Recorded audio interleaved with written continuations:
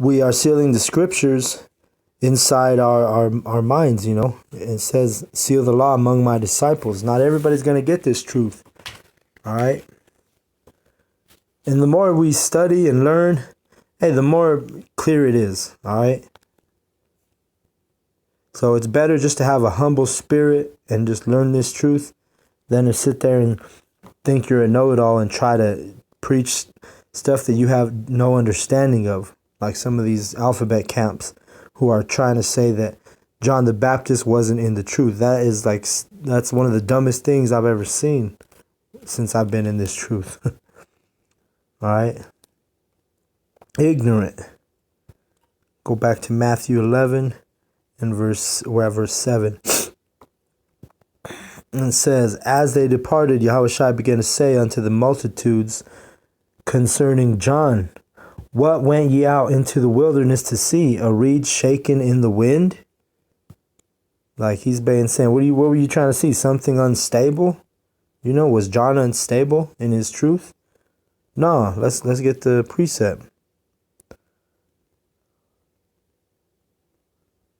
Ephesians 4:14. It says, that we henceforth be no more sons, tossed to and fro and carried about with every wind of doctrine, by the sleight of men and cunning craftiness, whereby they lie in wait to deceive. But speaking the truth in love, which is obedience, may grow up into him in all things, which is the head, even Yahushua. All right. So, hey, you can't be to and fro in this truth and carried away with every wind of doctrine, you know. And these wolves out here, you know, meaning these other doctrines, trying to, deceive you. And really, they're doing a good job. You know, they're playing their part well. You know, the left-hand side. You know. But that's what Yahushua is saying. Hey, what do you think? John was just going to be all over the place? No, he was in the truth, man. You got these alphabet camps teaching, hey, that John the Baptist was not in the truth. Well, you err at the scriptures, okay? Matthew 11:8. But what went ye out for to see? A man clothed in soft raiment? Behold, they that wear soft clothing are in kings' houses. All right, he said, what you going to find? You think you're going to find a pretty boy with some nice, some swaggy clothes? He's going to have a bunch of swag going on? No, he's going to be humble, man, his raiment. He's not going to be wearing the best clothes, That's showing you another flaw with IUIC, because what do? They take this thing to the max, right? They wear the gold wristbands and the gold. You've seen them, you've seen their raiment. It's not humble, especially the bishop, and especially when they have their ceremonies, they go out there. Those brothers go all out, man, on their on their garments. No, but the men of GMS, hey, we got humble garments. We're the speckled bird. Nobody's wearing the same garment. The little subtle small things when I came into GMS that I realized that, hey, these men have the truth, because I studied under IUIC for about 3 years on the videos, and I wasn't out in the street. But when I was a part of GMS, I became out in the street. I became more diligent. I did videos. I never did a video when I was studying under IUIC. You get subtle things, then you grow, right? I always tell people, hey, when I studied under IUIC, I got a lot of milk. But when I studied under GMC, now I was getting the meat, all right? That's the difference. Verse 9. But what went ye out for to see? A prophet? Yeah, I say unto you, and more than a prophet. All right? Now let's precept that. Matthew 14:5. And when he would have put him to death, he feared the multitude, because they counted him as a prophet. All right? This is speaking of John the Baptist. So even the people, the multitude counted him as a prophet. And Yahushua said, hey, he's more than a prophet. All right. Yahushua said that John was the greatest prophet. And really, why is that? Because he was the one who prepared the way for Yahushua. right? Just like Abba Bivins prepared the way and brought well, we just might as well bring it out real quick in Malachi 4 and 5. Behold, I will send you Elijah the prophet before the coming of the great and dreadful day of Yahweh. And he shall turn the heart of the fathers to the children, and the heart, and which is mind, and the mind of the sons to their fathers, lest I come and smite the earth with a curse. So there's that great prophet Elijah, who was John, who was Abba Bivins. All right. So there's regeneration, and that's how it went down. All right. So he was a great prophet. Why? Because he brought our minds to our fathers to the children, or to the sons, and to the mind of the sons to their fathers, like it says in verse 6. Abba Bivins is the one who began to teach this truth, in America. I was saying New York, but that was my mistake. He was actually in New Jersey, Trenton, New Jersey, I believe. All right. But yeah, he was the one who came and delivered this truth, and he was killed for his testimony by I believe it was the Nation of Islam, the Muslims. Because Abba even got into the head of Malcolm X, and that's why they killed him, because Malcolm X was hearkening to the truth, but they killed him before it could even get out, and those that was all spiritual, Okay, Matthew 11, and we're on 11. And actually, you know what? I skipped one. Let's go to Malachi 3 and 1. This is also dealing with Abba Bivins and John the Baptist. Behold, I will send my messenger, and he shall prepare the way before me. And Yahweh, whom ye seek, shall suddenly come to his temple, even the messenger of the covenant, whom ye delight in. Behold, he shall come, saith the Lord of hosts. And who is that messenger that prepared the way before Yahweh Shai? It was John the Baptist, all right? And then later, Abba Bivins, through the regeneration in America, he turned the minds of the sons to the fathers, and the minds of the fathers to the sons. Meaning, the men in America received this truth, starting out with the tribe of Judah. He raised the tents of Judah, all right? Let me see if I can even find that verse. I think it's in Jeremiah 4:11, maybe. No, that's not it. I'm not getting that one off the top of my head. But you know what? Let's look it up.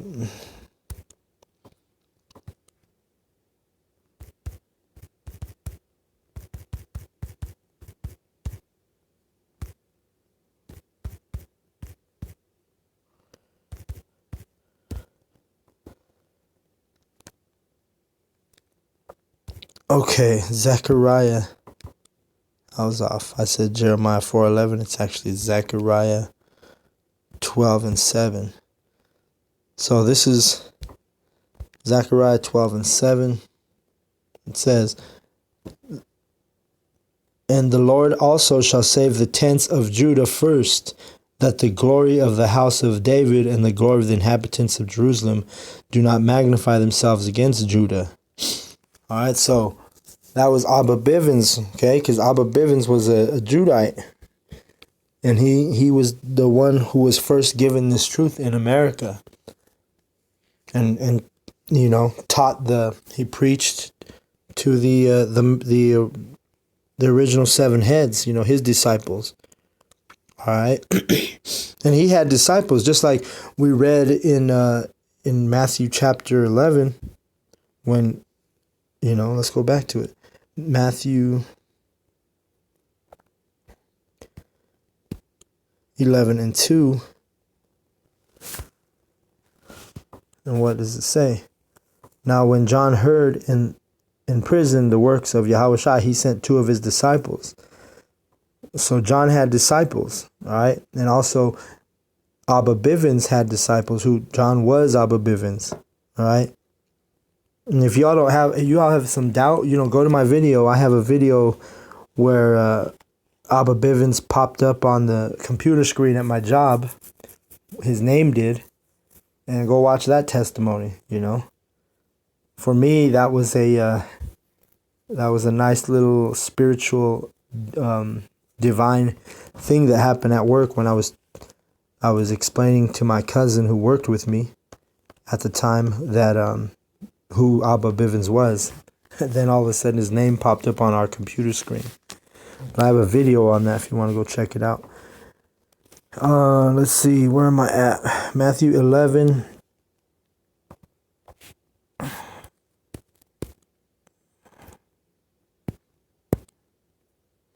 Matthew 11. Bear with me, my phone acts up sometimes. Okay. We're at 10. For this is he of whom it is written, Behold, I send my messenger before thy face, which shall prepare thy way before thee. All right, this is Yahushua talking. And who's the messenger that was sent before to prepare the way? It was John the Baptist. All right. So these scoffers, or they're not scoffers, but they're just going off, those alphabet camps, saying that John the Baptist was not in the truth. But yet Yahushua is saying, he sent John the Baptist was sent to prepare the way for Yahushua. And you think the Lord is going to send a man who's not in the truth to prepare the way for Yahushua? Come on, that don't make sense. That's I don't know what kind of spirit jumped on those brothers. Well, it was a wicked spirit to even say that, You got nothing but proof that John the Baptist was in the truth. Verse 11, Verily I say unto you, among them that are born of women, there hath not risen a greater than John the Baptist. Notwithstanding, he that is least in the kingdom of heaven is greater than he. All right? Yeah, so we're born of women right now as prophets, We're going to get those new bodies. Then we're going to have a more, we're going to have our crowns, But right now, John the Baptist was one of the, he was the greatest prophet. That's what Yahushua coming from his mouth. But you're going to say he was not of the truth. That don't make sense. Verse 12. And from the days of John the Baptist until now the kingdom of heaven suffereth violence, and violence take it by force. All right, because you know what? Yahushua is going to come back and take this by force with the chariots. Verse 13, For all the prophets and the law prophesied until John, and if ye will receive it, this is Elias, which was for to come. All right, and we actually already read that, Malachi 4 and 5, where it talked about Elijah the prophet would come back and change the mindset of the sons to the fathers and vice versa. Matthew 17, 10 through 13. And his disciples asked him, saying, Why then say the scribes that Elias must first come? So see, they're saying, why are the scribes saying that Elijah or Elias must first come? Verse 11, And Yahushua answered and said unto them, Elias truly shall come first and restore all things. So, okay, Yahushua is telling them, hey, Elias did come. 12, But I say unto you that Elias is come already, and they knew him not, but have done unto him whatsoever they listed. Likewise shall the Son of Man suffer of them. Why was that? Because these Edomites in Rome and the Judites, even the Judites stumbled, the 2/3, they stumbled at who John was. They didn't understand he was Elijah. And I want to go back to 11 and read the end of that. It says, Elias truly shall first come and restore all things. Well, what did Abba Bivins do? Abba Bivins restored the truth, right? And he raised the tents of Judah. He was Judah, right? We brought these two verses out. Now it's starting to make sense for you simple people out there. All right. So Yahweh Shai said, hey, Elias came and you guys stumbled on him. And the same thing's going to happen to the Son of Man. They stumbled on him. The 2/3 and those Edomites, right, in Rome. They put Yahweh Shai to death. They put John the Baptist to death. They even put Abba Bivins to death, at the hand of the Muslims, the Nation of Islam, in New Jersey when he restored things. He even restored one of their leaders, Malcolm X. Malcolm X started learning under Abba Bivins, and that was a detriment to the purpose, And it's kind of funny because we just read that verse about violence, right? Which one was it? Matthew 11 and 12. And let's read it again. And from the verse 12, and from the days of John the Baptist until now, the kingdom of heaven suffereth violence, and the violent take it by force. So it's spiritual too, because in America, they've always praised Martin Luther King, who was always about peace, right? And then you had Malcolm X, who actually started to hearken to the truth, because he was in cahoots with Abba Bivins before his death. And what was he always preaching? He's like taking it by force, by violence, And this is just a thought that just came on me, But literally, if you ask me, knowing this truth and what I've learned, Malcolm X was more righteous, definitely more righteous than Martin Luther King. But there's not a Malcolm X holiday in America, right? No, you got Dr. King, Martin Luther King holiday, because why? Because he was more of he was a sellout. He was teaching under Christianity and a false doctrine, right? But Malcolm X, he was basically a martyr because he ended up hearkening to the truth under Abba Bivins, and they killed him. People don't know that. A lot of people don't know that. All right, so now back to Matthew 11, and we're at 13. For all the prophets and the law prophesied until John. And if you will receive it, this is Elias, which was for to come. All right, so Yahweh is telling you, hey, John was Elijah, because there's regeneration. All right. Verse 15, he hath ears to hear, let him hear. Because remember, everybody could hear this, but doesn't mean they're going to understand it. You that understand this truth and this, you can understand regeneration. Then hey, you've been given a gift from Yahweh, and it's a mercy from Yahweh for him to let you understand it. Verse 16, but whereunto shall I liken this generation? It is like unto sons sitting in the markets and calling unto their fellows. And who are those sons sitting in the markets? It's the prophets in the streets, right? In the concourses. And we're calling unto our fellows. Who are our fellows? It's those other people of Israel. But we know that not everyone, even of our nation, is going to listen to the truth or going to believe it. And saying, we have piped, I'm verse 17. And saying, we have piped unto you, and ye have not danced. All right, we're singing a song, man. You're not dancing. We have mourned unto you, and you have not lamented. Hey, we're telling you that we're in captivity, man, that we're under the dominion of the so-called white man, the devil. And you're not sad about that, man. Why? Because you're a 2/3.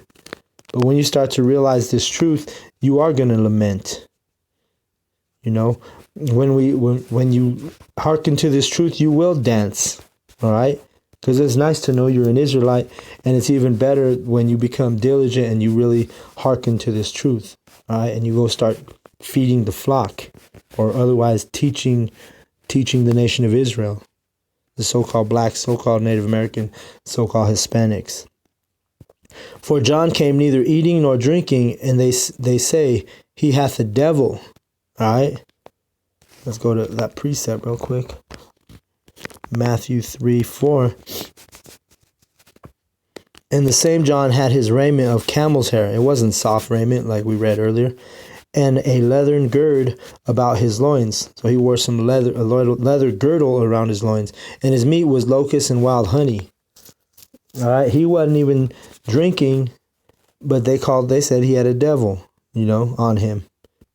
They say we have devils on us because we're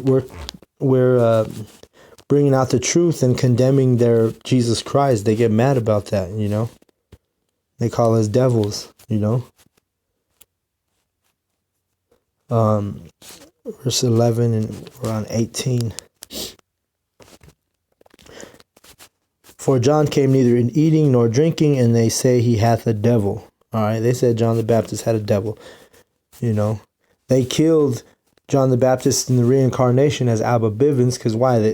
He was a devil to them, Took away Malcolm X from those Islam, right? 19. The Son of Man came eating and drinking, and they say, behold, a man gluttonous and a winebibber, a friend of publicans and sinners, but wisdom is justified of her sons. So Yahushua, they try to call him a glutton, a winebibber, because he used to drink wine. Christians, they don't like this verse. They don't even bring up this verse. They're like, Yahushua didn't do anything wrong. And really, he didn't do nothing wrong, but with wine, showing you that wine, hey, if you do it in moderation, it's not a sin. And if you eat in moderation, you're not as sinful. If you could even dwell with taxpayers, which is a publican, tax people who collect taxes is a publican, and a sinner is a sinner. So even if we dwell with sinners and we're teaching the nation of Israel, hey, we're not bad because of what we do or who we're around. No, if they repent, then hey, then that means that we're doing something right. Okay. But Yahushua, they called him a winebibber. And that's one of the stumbling blocks that why they couldn't receive him as the Messiah. Let's go to my last precept here. Luke 5:29 and 30. And Levi made him a great feast in his own house, and there was a great company of publicans and of others that sat down with them. But their scribes and Pharisees murmured against his disciples, saying, why do you eat and drink with publicans and sinners? And Yahushua answered and said unto them, They that are whole need not a physician, but they that are sick. I came not to call the righteous, but sinners to repentance. All right. And, these people were self-proclaimed righteous people, right? Yahushua said, hey, I'm here for the poor.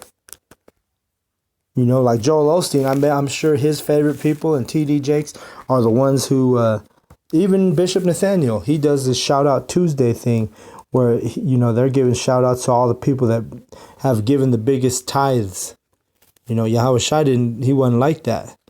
He said, hey, I'm not here for the people who think they're righteous. I'm here for the sinners, the sons of Israel who have, who have been exposed to these false doctrines, but they decide to repent once they hear the truth. That's how we are. We're not going to everybody. Our message is only for the elect, and the elect will hear this truth, and it's gonna move them. All right.